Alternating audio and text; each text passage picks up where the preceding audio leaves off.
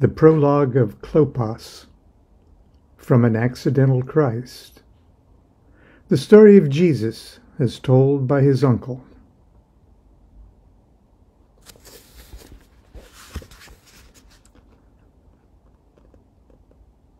There are also a great many other things which Jesus did, which, if they were written one by one, not even this world, I believe, could contain the books that could be written.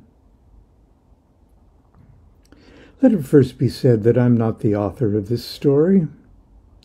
The burdens of composition have been mercifully borne by a younger hand that never touched the flesh of the man whom they now call the Christ. Indeed, the scribe was a young boy when the events that he so imaginatively describes occurred. He never trod this sacred soil of Palestine, nor can he in his youth possibly understand the full gravity of the theme. However, to his credit, he's been a good student and a loyal friend throughout the years of my exile. Realizing that my life now draws near its end, and that I'll soon be gathered to my father's, he has prevailed upon me to read his version of the story, a tale I have recounted to him 1,000 times. I wish I could say his narrative is flawless in every respect, but alas, I cannot. Please don't misunderstand me. His overall understanding of the essential facts is profoundly accurate. The details, however, abound with petty inaccuracies. So many, in fact, that I abandoned my intention to itemize them for correction. For the most part, they do but innocent injustice to a few dates and features of geography, which are completely irrelevant to the story as a whole. Such trivial matters serve only to irritate the sensibilities of a dying old man, who, because he can see no future, feels he must jealously preserve the past.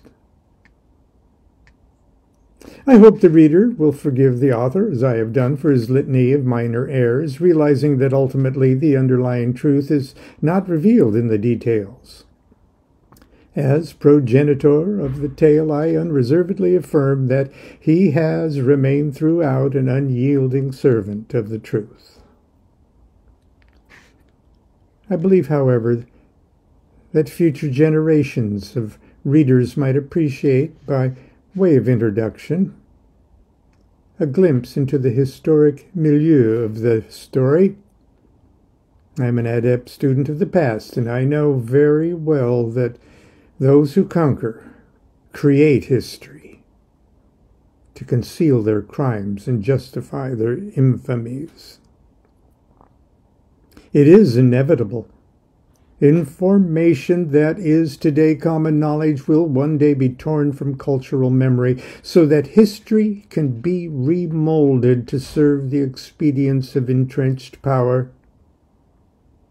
It is for those future generations whose vision of my world may have become obscured by time or villainy that I offer the following brief comments. I am Clopas. I am a Jew of the tribe of Judah, and a member of the royal family whose bloodline is said to spring from the loins of Israel's legendary warrior King David.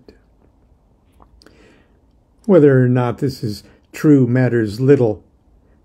I can no more prove the past existence of David than I can that of Father Abraham or Isaac or Jacob or Joseph or Moses or Saul.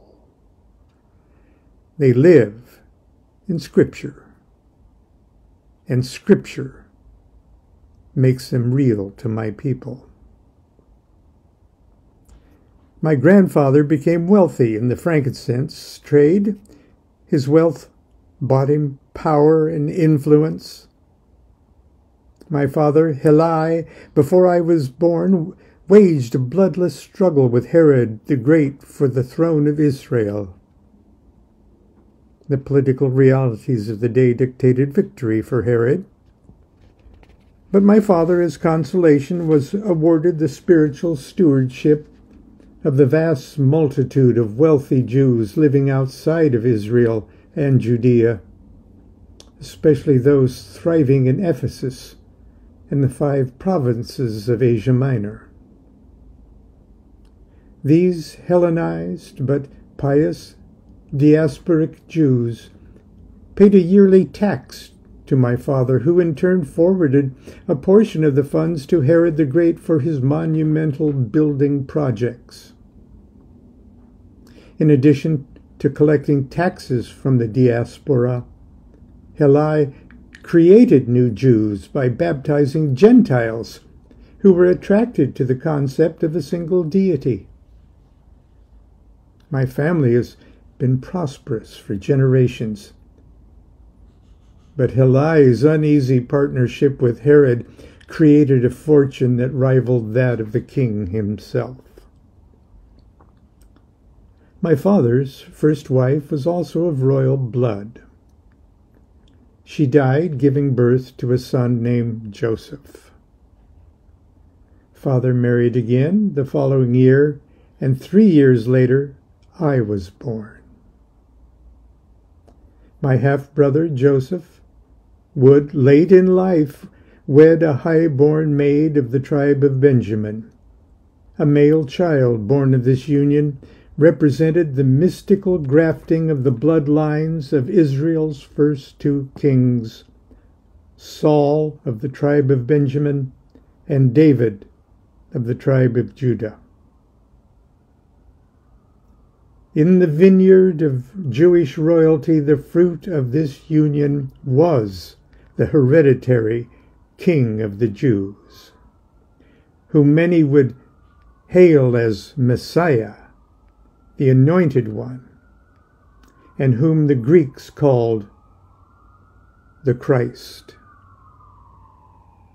I am the poor boy's uncle.